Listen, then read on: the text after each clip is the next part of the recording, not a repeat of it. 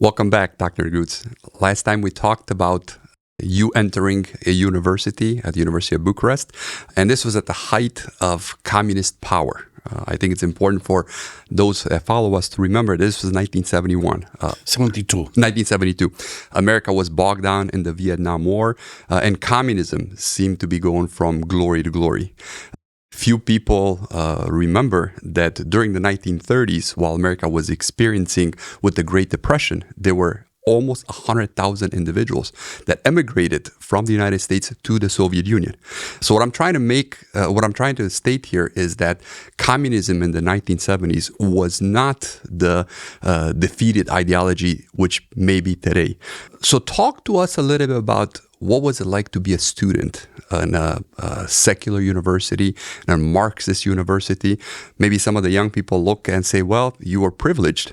Here you are, a village boy that had the opportunity to go to the Harvard of Romania back then. Today, if you want to attend Baylor University, for instance, it's going to cost you a few $100,000, and housing is going to cost you quite a bit. Whereas in the 1970s, in communist Romania, you didn't have to pay for any of that. The government subsidized. So talk to us a little bit, what was it like in the 1970s in Bucharest? Speaking about communism, I think we have to clarify that communism had two tiers or two sides. One was the window communism that was presented to the outside world. It was a glorious, it was a triumphant, it was a very appealing, because all you see was window. Then there was the back door of communism that the Western world would not see. So if you look from the American perspective in the 70s, you could see the shiny window that was just a display and was fake. I lived, like many, many hundreds of millions behind the Iron Curtain, into the dark side, into the dark room of communism. So when you speak about the free education and free medical care and some other free things, right, we have to understand that under communism, poverty was almost equally distributed. So I say almost equally because the higher echelon of the communist parties in all the communist countries, they had different lifestyles. But the overall majority was living in poverty. So that poverty was equally distributed because almost all the students were poor students. Mm-hmm. And the standards of living and the infrastructure of universities, when you speak about technology, when you speak about access to literature, to the discoveries of the free world, all of those were denied.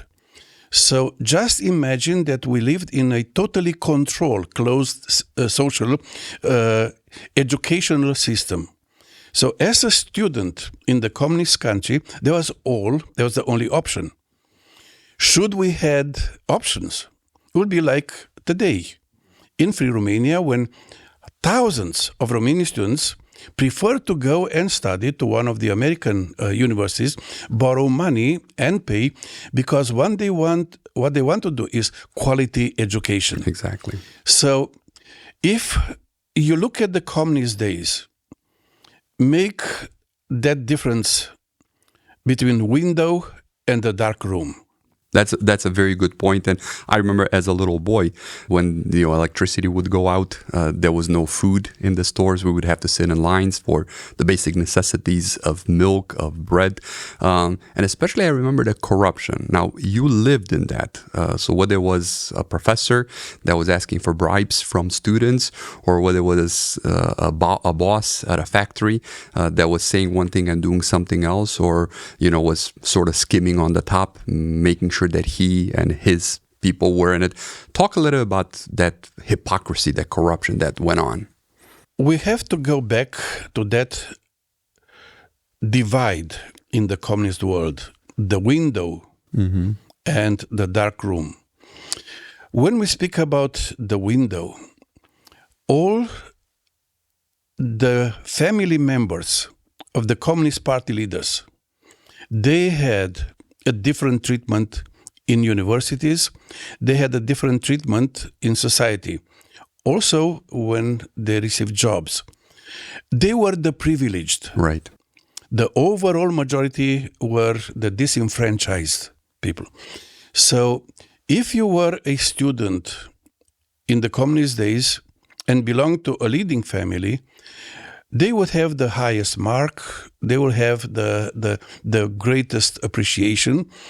If you were from the poverty, from the common people, you had to work hard, and sometimes you had the misfortune of getting a poor mark, not because of knowledge, but because of political maneuvering, because the assignment of job at the finishing of the university studies was based upon the marks that one got. Right. So the children from the communist families were privileged in having the higher marks, so they will get the best jobs.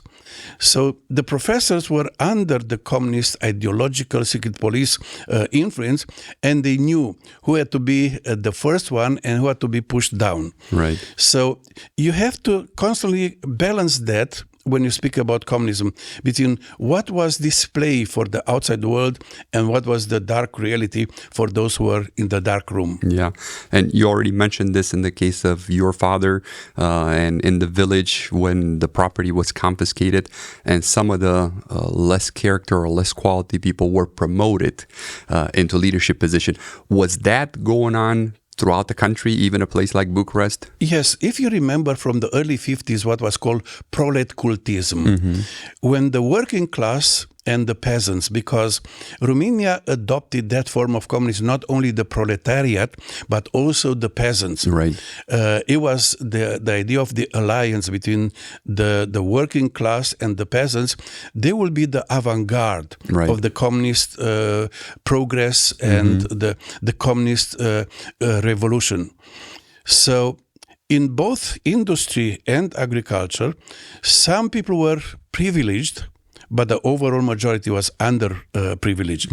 So my father was among the underprivileged, both as a peasant and as a worker, in the city. Yeah. And again, he belonged to the overall majority. Exactly. When poverty was almost equally distributed. And speaking about poverty, you have to also brought to light the fact that as early as the end of the 70s, the economic crisis of the communist regime was so deep that the communist leaders had to introduce a ration. Right. Ration for food, ration for electricity, ration for hot water. Everything was rationalized. So people were supposed to stay in line to queue at the grocery store to get some food, meat or milk or any other goods. You had to stay in line. I do remember when our daughters were born, my wife or myself had to go and stay in line for milk from 3 o'clock in the morning, because the store will open at 7 o'clock. And only those that were among the first 50 will have the chance of getting some milk. All the others that came later that morning, they will stay in line for hours. And they will go home without milk, and that happened to cooking oil, to sugar, butter, everything else. Yeah, the very basic necessities. Yeah, this is a very important point, I think, for our listeners to understand this hypocrisy, this dichotomy between what was being said, and the word would be propaganda. Communists were very good at propaganda, whether in Romania, the Soviet Union, or China, and I guess they still are pretty good at it. And what was happening in reality. The idea behind was to export, to make communism the international, worldwide reality. So they targeted various parts of the world. They targeted the African countries. They targeted some Far East countries, Middle East countries. Right. And they targeted the Western world because in every society, there are some people that are unhappy. Right. They are frustrated. And they are very inclined to buy into the communist lies, deception. Look here, what kind of lifestyle do we have? So if during the Great Depression of the 30s, American immigrated to Soviet Union, I wonder what they wanted in the 70s and 80s when so many from the communist bloc were risking their lives to escape from those countries. What would they think about the Gulag? What would they think about the labor force camps? What would they think about the prisons where people were in prison for their political views or their religious views? So again, those realities were not displayed to the outside world because communism had to be painted in bright colors to be appealing. Yeah, it was a big packaging job.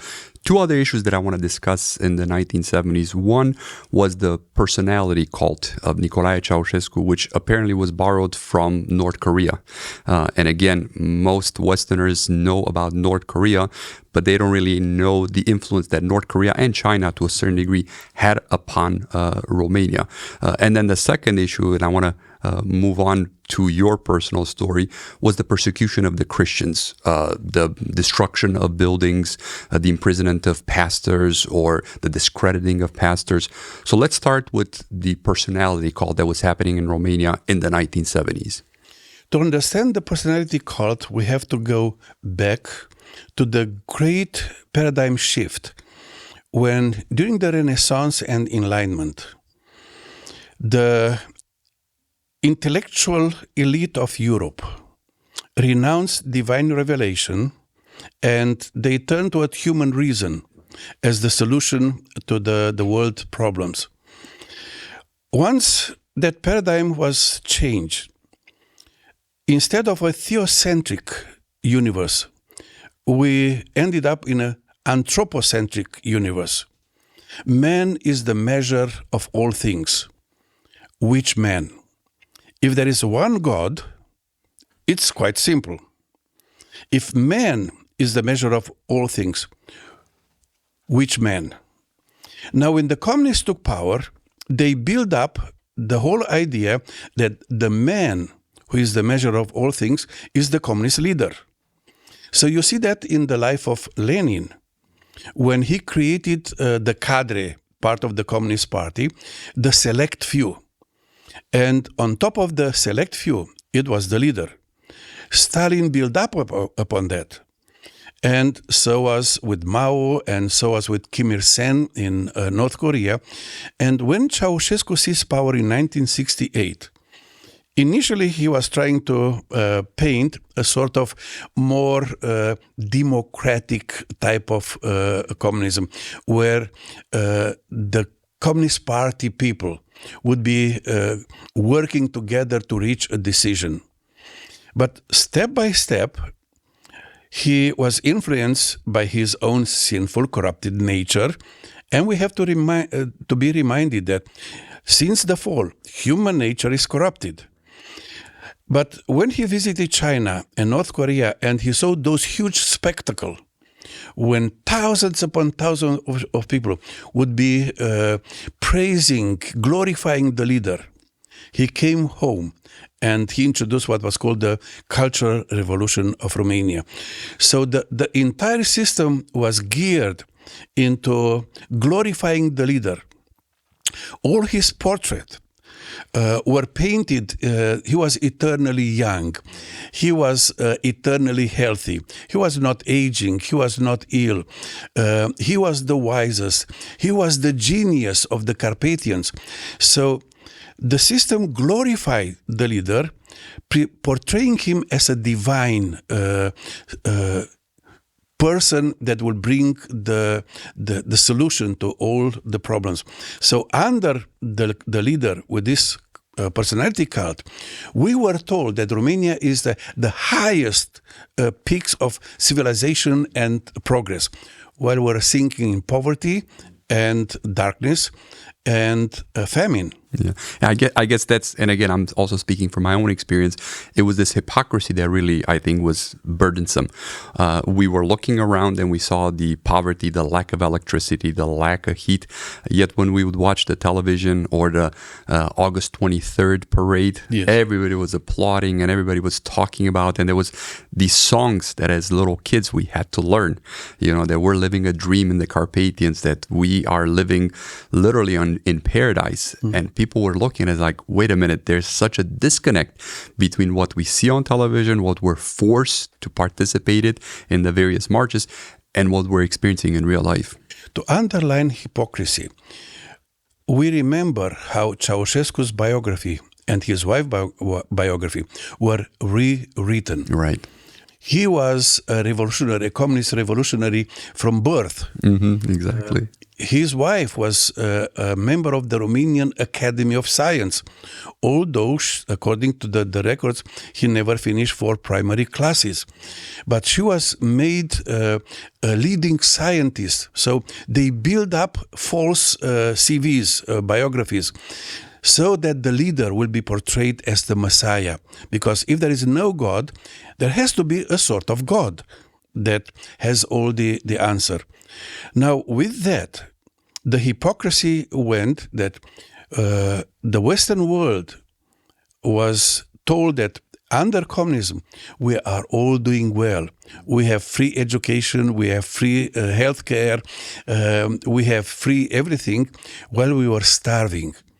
And these free people were risking their life to escape from this freedom to the corrupted capitalist world. Because we do remember that the capitalist society was portrayed as a deeply corrupted, inhuman, with exploitation of the workers, while here we were like in sort of living in paradise, a living communist paradise. Yeah. And I guess because in the 1970s the West was in such a turmoil, and that turmoil was being played on television, whether it was the Vietnam War or the civil rights movements or whatever corruptions of Watergates, things like that. So in a sense, communism could point to Western world, say, look how bad they're doing, look at the turmoil that they're having, and look how well we're doing. Everything here is glorious, it's wonderful. We're building apartment buildings, we're building a canal, the Danube Canal, which was a big project of the 1970s and the 1980s. Everything is great, it's paradise. Now, coming back to what you asked me later, why wouldn't I go to study at Baylor University when I could study at the Free University of Bucharest, Romania? If there are people in the United States or some other Western world that assume that this communist offer is more attractive and enjoying free education, I would encourage them to go and study in North Korea. I was afraid you're going to say that. No, right. Unless you experience communism on your own skin, you will not realize the discrepancy between the deception, what they offer, and the reality that one experiences. When you live in a well-off society where people are allowed to work and accumulate a sort of wealth, you go and pay for your education to get a quality education, because there you have access to technology, to innovation, and students that want to study want to be at the forefront of intellectual scientific discoveries. But in Romania, probably people will remember that the hospitals were so much behind in technology, in medical equipment and medicine, that medical doctors were longing to get just a medical journal that they will read something about what is happening behind or beyond the Iron Curtain. Yeah, I guess that's a good conclusion about the communistic system in terms of quality. It did not deliver the quality. And you look at contrasts such as North Korea, South Korea, East Germany, West Germany, nations which were made up of the same people, but they were separated by this ideology. One thrived, the capitalistic South Korea or Western Germany, and the other one just went down, East Germany or North Korea.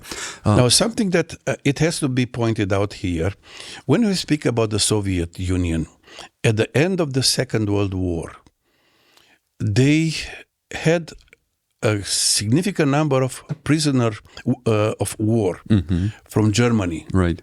Highly educated people that were got into the Soviet reality, and they were forced to work for the Soviet. And the wealth of the countries that the Soviet conquered, from Romania, they took the wealth of Romania for 20 years as compensation from the war damages, because for a while Romania was on the Nazis' side, and the Romanian armies crossed into the Soviet territories. For 20 years, they took the gold, the oil, the grain, the crops of Romania, and they did the same with Hungary, with the Czech Republic, with Poland, with all the other countries, East Germany. So they had for a number of decades those resources that were taking as called compensation from the war damages. Yeah. But then, when that kind of wealth was gone, Soviet Union imploded economically. So when Gorbachev came on the stage, he realized that the Soviet industry is imploding, technology, economic realities. He was not able to sustain the race of military equipment competition with Ronald Reagan and Margaret Thatcher. So that was the reality why Gorbachev tried to shift, and practically the Soviet Union imploded, and the implosion was economic. Primarily, exactly. Let's go back to the churches. So you were a student in Bucharest in the 1970s. What was going on in the evangelical movement? There was a revival happening in the northwestern corner of Romania. What about the rest of the country? What were the pastors doing? What were the churches doing? And what was your perception of this? Because later on you became a pastor, but we'll leave that for the next podcast. But while you were a student, you were studying to be one of the elite doctors of Romania. What were your take on the Christians, on the evangelicals? The relationship between the communist Romania and Christianity had several stages. The initial stage was from 44 to 47, when the communists tried to bewitch the Christian, the churches, to attract them into the communist propaganda. They wanted to have the support of the religious leaders in what was the nationalization of factories and of the land. Then came the hardline, Stalinistic type of treatment, when all those that were not complying, were not accepting the communist offer, they were targeted and they were eliminated. There was the time when hundreds and thousands of pastors and priests and lay leaders were in prison, and they were sent to the labor camps, or they were exterminated. Some of them were just murdered at home or on the road somewhere. So from 1947 to 1969, there was the hard line with brutal communist repression and oppression. When Ceaușescu took power in 1968, he attempted to portray a more human face type of communism.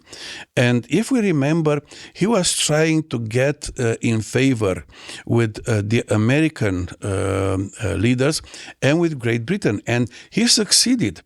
He was invited to visit the United States of America and Great Britain, and he was traveling with the buggy and horse with the Queen of England. So he was very shrewd, very able to manipulate. So he tried to portray a sort of opening of Romania, and he distanced himself from the hardline Stalinistic Soviet Union. So during that time, in the social life of the country, in churches and university, there was a sort of a wider box, a wider cage. We're still in the cage, but somehow the cage was a little wider. So I studied during that time until 74, 75, where things changed after his visit to China, to North Korea. And North Korea. Right. So at that time, there was a kind of vibrant Christian movement inside all the denomination of Romania. Speaking about evangelical, the students had a sort of awakening. The communist ideology, the theory of evolution, atheism do not have a solid foundation. So at that time, there was a kind of split in the behavior of the academic world. They will say something for the public record, but they will have a different comment in private. Internally for the students. So at that time, if a professor would say in public what he said in private, he would be considered crazy and he would be arrested. But if he would say in private what they would say in public, I said, you are crazy. Because very few people continue to believe in the doctrine of Marxism, Leninism, and atheism. There was a kind of hunger. And the students sensed that. Now, on that kind of waiting, expectation, Liviu Olah came. When Liviu Olah came, he was the spark that started the fire. And that fire of religious awakening caught the younger generation. The younger generation turned to the Bible, turned to prayer. They began to experience the grace of God and the blessing of a transformed life. So what happened is that fear of the communist oppression was gone. Liviu Olah was among the first one who openly confronted the communist leaders. When the top communist leader of our area summoned Liviu Olah and asked him to stop preaching and doing evangelistic campaign, Liviu Olah looked at him and said, "This is what you say, but God is saying something different. Wow. So I am obeying God, not you." And this was in the 1970s. Yeah, so 1974. this is not, wow. So that came out, and suddenly a new movement started. I had the grace of being part of that movement. And we began to meet in small groups, in homes, or with tents up in the mountains for days and weeks of prayer and Bible study and dreaming what could be done if freedom comes. So it was during that time that the idea of Emmanuel University, a Christian university, was born in our minds, in our hearts. Now that revival spilled over into the other parts of the country, and suddenly the communists realized that they have lost the grip, and they started a different approach. Now the different approach now was to have people that will be communist secret police agent. They will be infiltrating these revival movements. So they began to recruit leading people, leading pastors, and infiltrate them into this new movement with the purpose of telling the communists everything that is happening, So they will have the updated records on everything, but also with the purpose to divert this movement and slow down a little. And bringing to a sort of compliance. It's something that is public. At that time, Joseph Tson wrote a paper, The Place of Christian in a Communist Society. And he advocated a sort of cooperation. Coexistence. Yeah. And the idea is that we have to accept the communist society as it is and find a modus vivendi with the communists. Right. So that was throughout the country and throughout the communist lands. So therefore you had various shades and levels of Christianity in Soviet Union and in Romania. You will have those that now would be openly parading with the communists, affirming a sort of freedom. And if we look at the records, leaders of the various denominations were allowed to go to conferences and religious meetings abroad, and they will be saying, well, the fact that it's freedom is proven by our presence here. But they were the exponents of the communist agenda in the Christian world. Beyond that, there was what was in the Soviet Union the underground church and the underground movements throughout the country. Now, the one who illustrated and documented that was Richard Wurmbrand and the Voice of the Martyr, Keston College from Great Britain, then the Voice of America, BBC and Radio Free Europe began to unfold what is happening underground, that there is a genuine Christian movement that is not under the control of the communists. I do want us to go back to this issue, perhaps in a later podcast, about these make-believe brothers, these traders within the mix, because they were cultivated, and I do want us to tell us how it happened, how the communists got to them, because they were quite devious, and they were, many of them lived undercover for many, many years. But let's go back to you. So you're a student, you're about to finish your university. Why didn't you stay in Bucharest? Wasn't that a much better place for you? How come you went back to Oradea, which is, again, a very far away town, a smaller town? Why did you do that?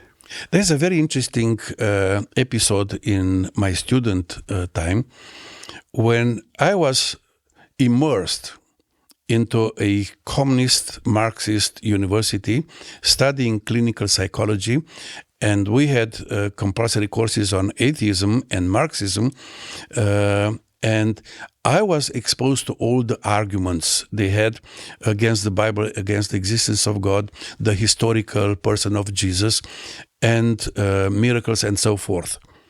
So as I was trying to come to terms with this new reality, one day I was in the classroom, amphitheater. We were about 90 students there, and a strange short fellow opened the door of the classroom and shouted, "Is there anyone Negruț here?" I look at him, and he was more looking as an Oriental person, someone from China or that part of the world. And very hesitant, I said, "Yes." He said, "Come here." I walked out. He grabbed me by arm, pulled me behind one of those colonnades there, and said, "Are you a repented?" You know that to evangelicals, the communists and the others had a kind of nickname, repenters. Yeah, pocăit. Pocăit. That's right. So he said, "Are you pocăit?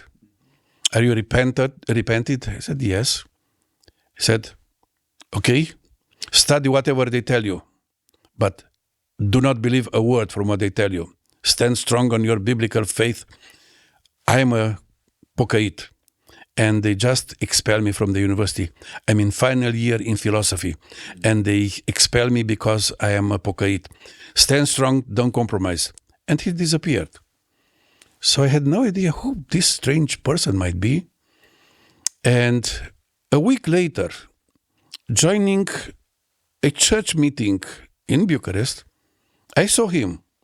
And I found out he was Pavel Niculescu, a name known by most Romanian evangelicals, a very courageous man, a man that started a movement in Romania, ALRC, an organization for the defense of freedom of faith and conscience. Something like Charter 77 in Czechoslovakia, right. But he didn't get as much exposure as Václav Havel, except he was on the evangelical kind of Christianity. So with that kind of encouragement, I continued to study. What happened at that time? The pastor of the church where I decided to worship spotted me, and he invited me to join his Bible study prayer group. There was meeting at night in his apartment somewhere on the fringe of the city of Bucharest. So that was something that greatly helped me. But then a group of students, evangelical students from various parts of the country, various faculties, some of them were studying math, some of them were engineering, some of them were studying economics, and I was in psychology. We identify ourselves and we form a prayer, but also overseeing accountability group. Yeah. So we met every night. Oh wow! And we prayed together, and we hold each other accountable on our walk with the Lord. If one of us would miss the meeting at night, next morning, two of the group will go and search for him at the faculty department where they will study to see what happened. So with that kind of part of the prayer group of the pastor, and with this group, my faith was nourished. And through those years, I studied the best I could, but there was something else that is important. As a student, I was a very poor student. As a poor student, there were only two places where a poor student could go: library and church. At the library, you do not have to pay. Right. At the church, you do not have to. You do not have to put money in the offering. Nobody will blame you.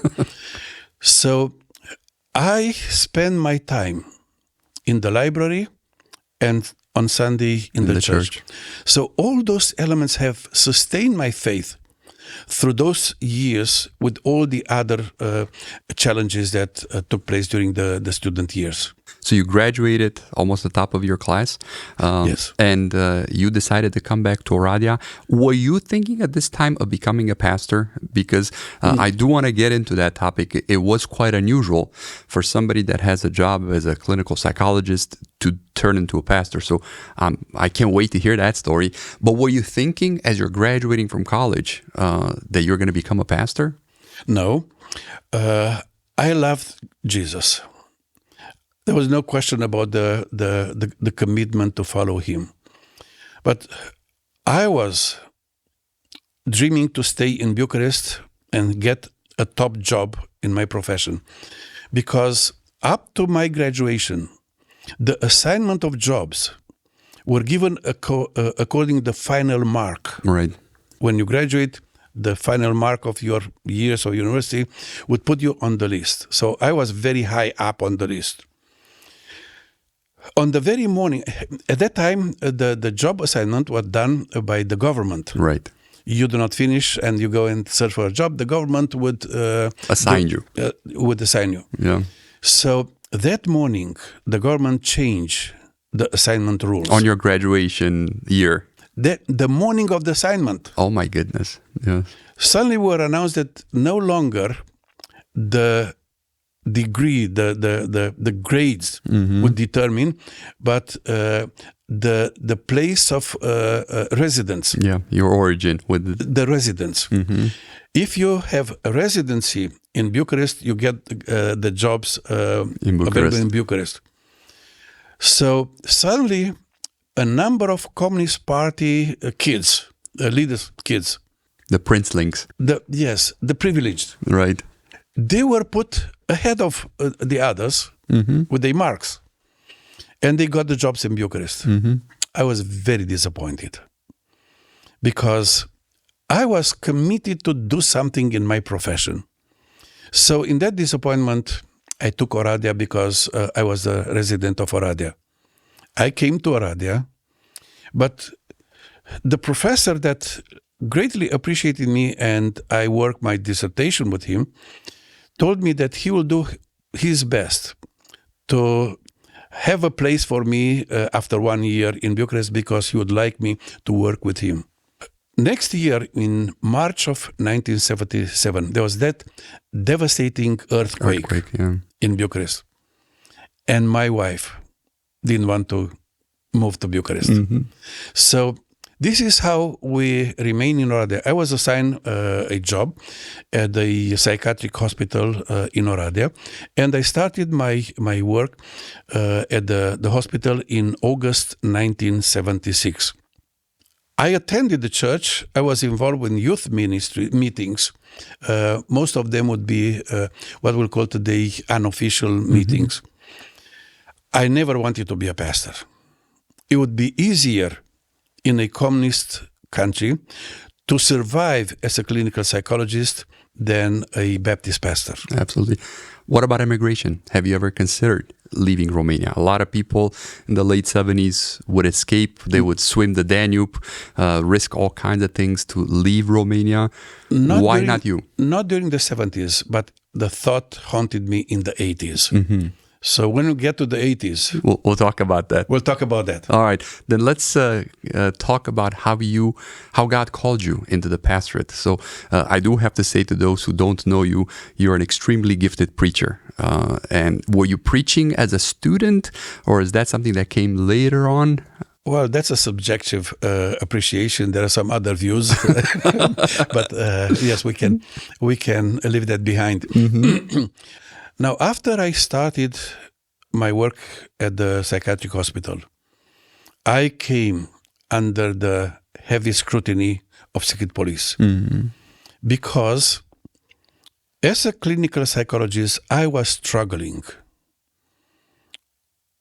How should I reconcile my faith in God with my practice? From Monday to Saturday, because Saturday was a working day at that time, I had to pretend that I am a Marxist, trained clinical psychologist. On Sunday, I would be a Christian worshiper. I didn't have access to any kind of literature on Christian psychology. I was the only Christian clinical psychologist in the land at that time. Right. I had no one to turn to. So I was struggling. There was a great tension in my heart. One morning, it was that eureka. That morning, as I prayed and read the Bible, it occurred to me that ever since the fall of human forefathers, to the end of the world, there was, is, and will be only one normal human being. All the others are affected by sin. Right.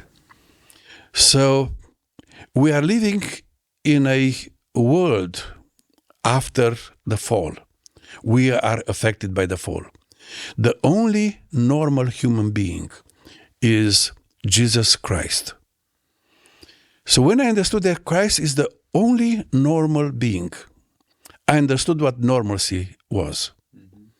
So that revolutionized my practice, because I will tell my clients when they come and they had all kinds of crazy thoughts and feelings and disorders, I told them, I believe in Christ.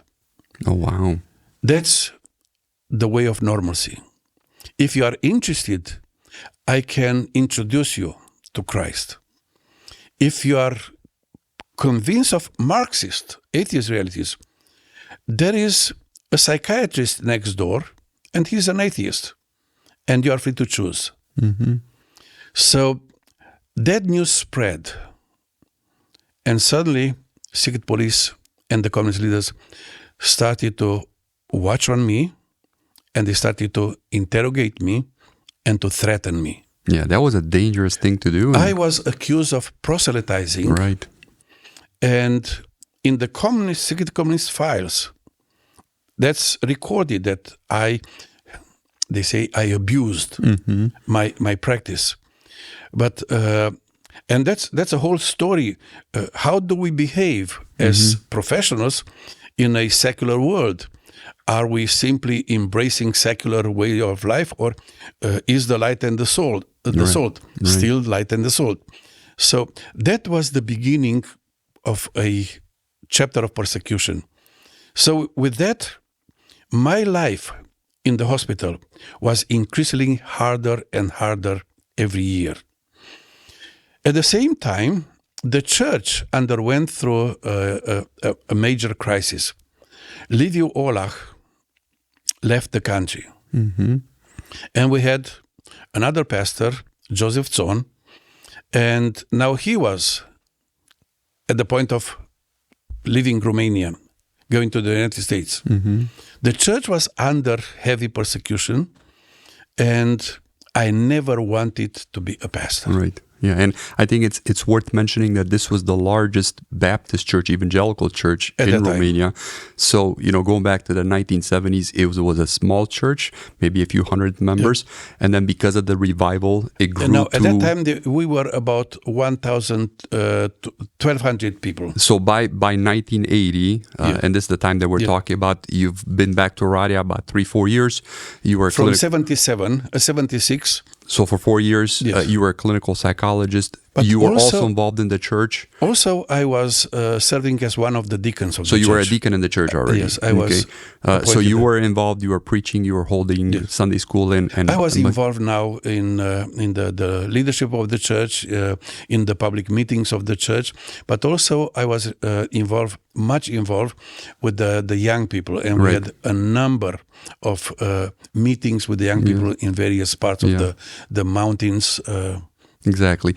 Well, next time when we meet, let's pick up how God called you into being a full-time pastor, because that was certainly not an easy thing for you personally, I would imagine, your family, but also given the context, because I think our listeners have to realize that back then the communist government had to give their okay, their approval, and that did not come automatically. It wasn't like the church voted for you and then you automatically became a pastor.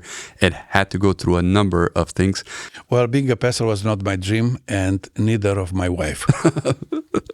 Thank you.